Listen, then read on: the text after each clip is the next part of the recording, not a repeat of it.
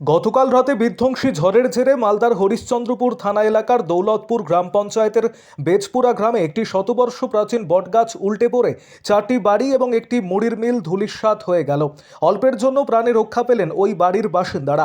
সকাল হয়ে দুপুর গড়িয়ে যাবার পরেও ঝড়ে ক্ষতিগ্রস্তদের পাশে দাঁড়াতে দেখা গেল না প্রশাসনের কোনো প্রতিনিধিদের। এলাকায় এই নিয়ে ক্ষোভ দেখা দিয়েছে। যদিও ঘটনার খবর পেয়ে এলাকায় পৌঁছন বিজেপি এবং তৃণমূলের জনপ্রতিনিধিরা। তারা ঝড়ে ক্ষতিগ্রস্ত পরিবারগুলিকে সাহায্যের আশ্বাস দিয়েছেন। আপাতত ওই এলাকায় ঝড়ে ক্ষতিগ্রস্ত পরিবারগুলি খোলা আকাশের নিচে সকাল থেকেই আশ্রয় নিয়েছেন। ওদের পরিস্থিতি এতটাই খারাপ যে শুকনো মুড়ি খেয়েই দিন গুজরান করতে হচ্ছে। খাবার রান্না করার পর্যন্ত ব্যবস্থা তারা করতে পারেননি। স্থানীয় সূত্রে জানা গিয়েছে, গতকাল গভীর রাতে বিধ্বংসী কালবৈশাখী ঝড়ের জেরে বেজপুরা এলাকায় শ্মশান মন্দিরের পাশে একটি পুরনো বট গাছ পড়ে যায়। এই বট গাছের কাছেই ছিল 4টি কাঁচা বাড়ি এবং একটি মুড়ির মিল। গাছের আঘাতে এবং ঝড়ের হাওয়ার অভিঘাতে বাড়িগুলি গুড়িয়ে যায়, ভেঙে পড়ে মুড়ির মিল। মিল মালিক বলেন, 3 লক্ষ টাকা খরচ করে এই মিলটা করেছিলাম, আমার হাতে আর কিছুই থাকলো না। ঝড় আমার সব রোজগারের পথ বন্ধ করে দিল। এখন কিভাবে সংসার চালাবো বুঝতে পারছি না। আরও আপডেট থাকতে আমাদের ভিডিও শেয়ার ও ফেসবুক পেজটিকে লাইক করে ফলো করে দিন। গতকাল ঝড় বৃষ্টিতে 11:30টার সময় আমরা যখন শ্বশুর বাড়ি ছিলাম তখন আমাকে ফোন করে বলে যে তোমার ঘরের মিল সব ভেঙেছে। এসে দেখলাম যে সত্যি সে পুরনো বট গাছ ভেঙে আমার সম্পূর্ণ মিল একদম ধুলোয় মিশিয়ে দিয়েছে, মানে কিছু থাকার আর নাই।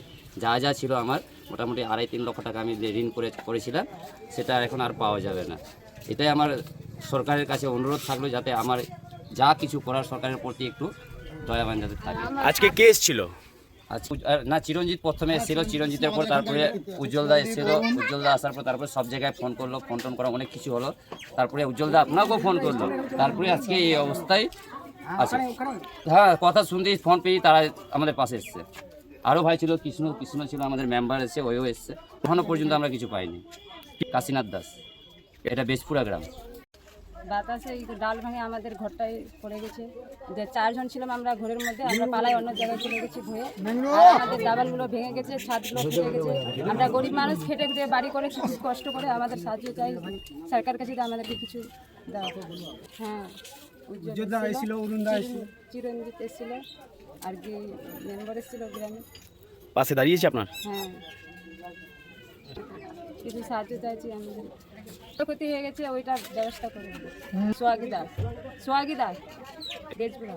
আমার দেখে যদি উল্টা দিকে এদিকে পড়তো মোটামুটি আর 10 জন মারা যেত, কনফার্ম কোনো ব্যাপার নাই। যদি এদিকে পড়তো আরো বেশি জন মারা যেত, মানে বাঁচা মুশকিল ছিল। ভাগ্যটা এটা ভালো এদের কি উল্টা দিকে পড়েছে, কিন্তু কাশির সবার থেকে মুড়ির মিলটা করে অনেক নষ্ট হয়ে গেছে মোটামুটি। মানে এরকম তো ওরা গরিব ছেলে, দুনিয়া অনেক গরিব, কিন্তু ঋণ টিন এটা ওটা করে তো নিয়েছে।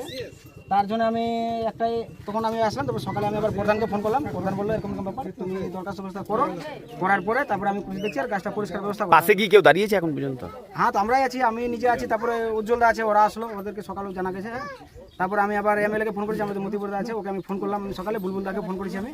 তোরা বলছে ঠিক আছে, তুমি কিছু ব্যবস্থা করো, আমি না হলে আসার ব্যবস্থা করছি, এইটুকু বলছে। তারপরে আমি ভিডিও অফিসে যোগাযোগ করলাম, লক্ষ্মীকান্তদা এখন আসছে আমাদের গাছটা পরিষ্কার করার জন্য। বললো কি আমি আগে আসি, তারপরে তোমরা দরখাস্তটা জমা করবে।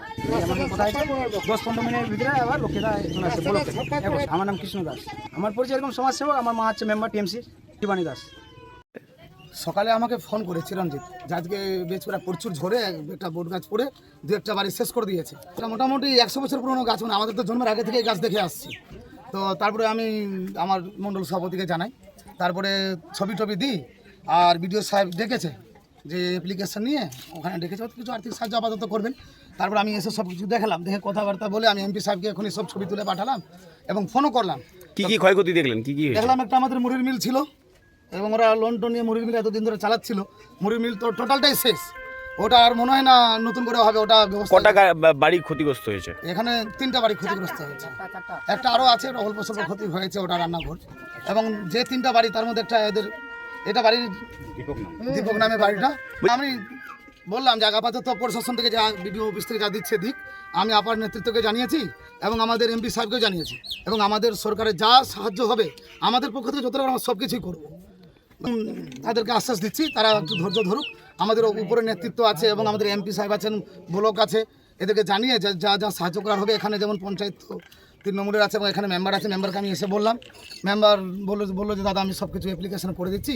এবং শুনলাম এখনই বিডিও অফিস থেকে কেউ আসছেন, ইনকোয়ারিতে আসছেন, আসুন দেখি কী বলছেন উনি।